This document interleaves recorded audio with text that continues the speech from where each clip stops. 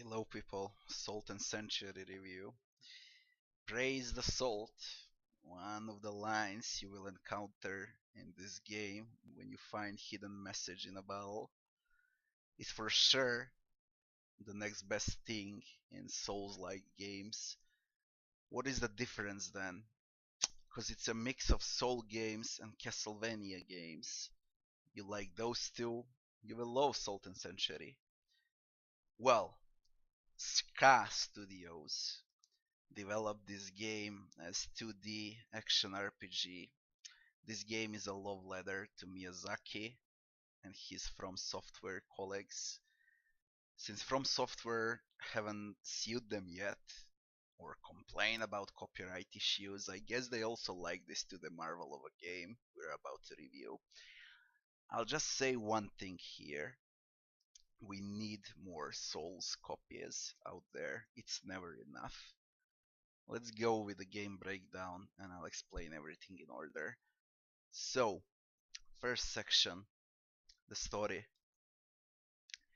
You're traveling with a princess on a ship. Marauders invade the ship. Shit happens. Kraken appears out of nowhere. Shipwrecks. Princess gone. And you end up on a mysterious island. Simple story.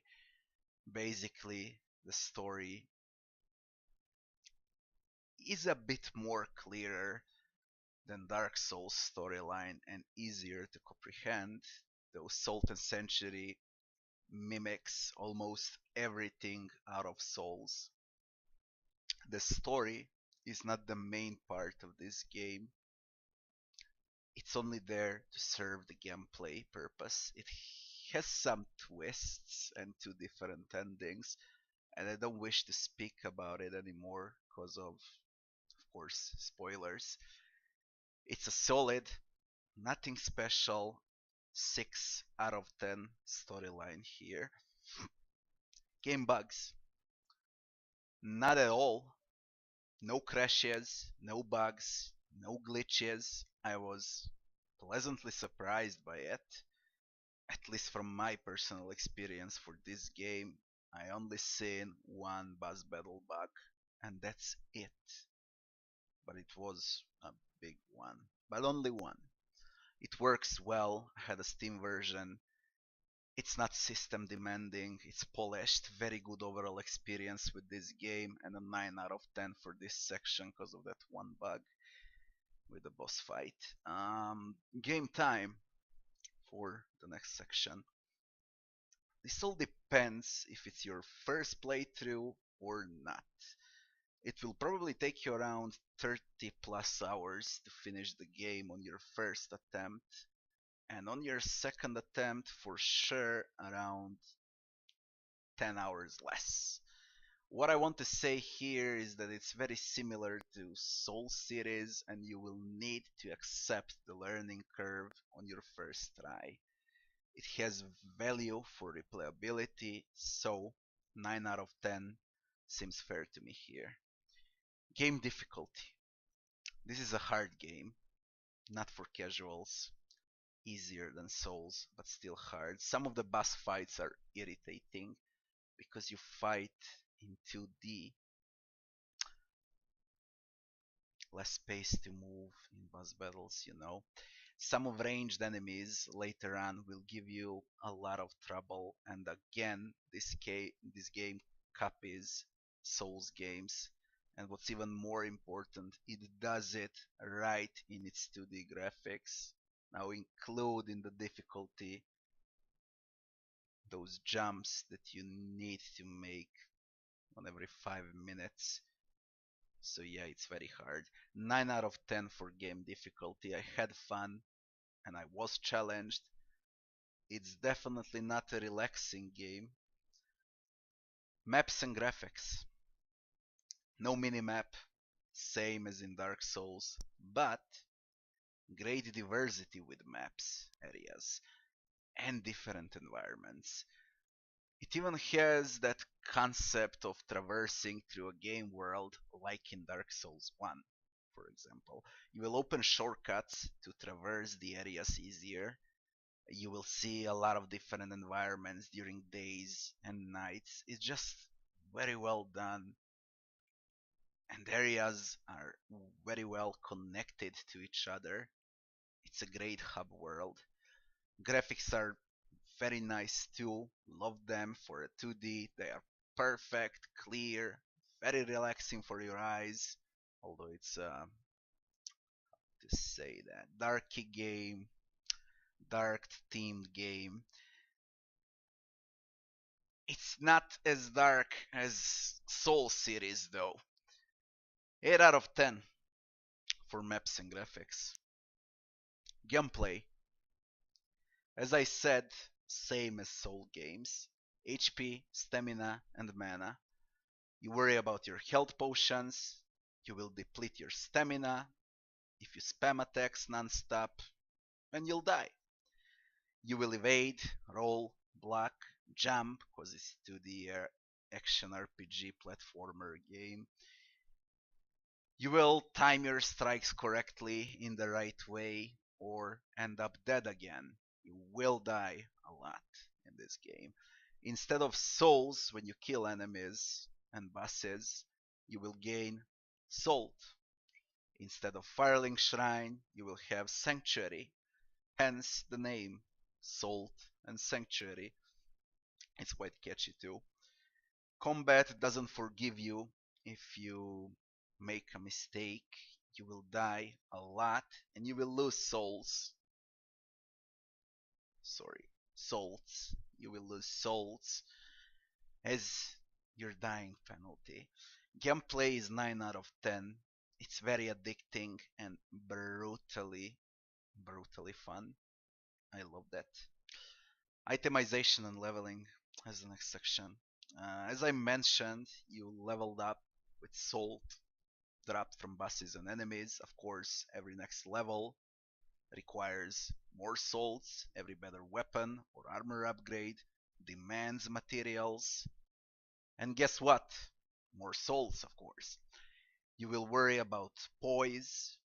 How much hits can you take before your guard breaks? About your stamina from light armor to heavy armor, choosing between fast movement and more damage per second to slow movement and heavy damage input at once. Great variety again. For a 2D game, amazing variety.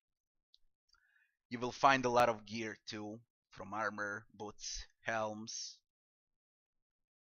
This game has everything to swords, heavy brutal axes and swords, two-handed, one-handed, however you like them, you'll find everything. Everything is here, and what's even important, it gives you the same feeling of progressive success, risk and reward thing like in Dark Souls again. This game will bombard you with items and strange quest items, unique gear from time to time too.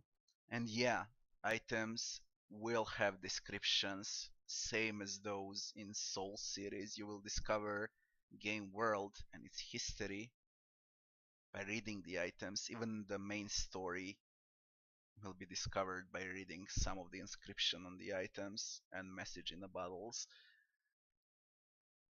8 out of 10 for itemization and leveling, because they copied everything from Dark Souls. It would be a 10 out of 10 for sure, but it's not innovative. I must be realistic here. 8 out of 10. Classes, bosses, NPCs, and enemies as the next section. We got 8 different classes here, from regular knight to thief and mage classes. Nice variety. 8 is enough, with exactly 23 boss fights, some of them very hard and amazing too. This game offers the same amount of bosses as Soul series. They're very well done, they demand different approach, and each of them is a unique monstrosity. Around 100 different enemies though here.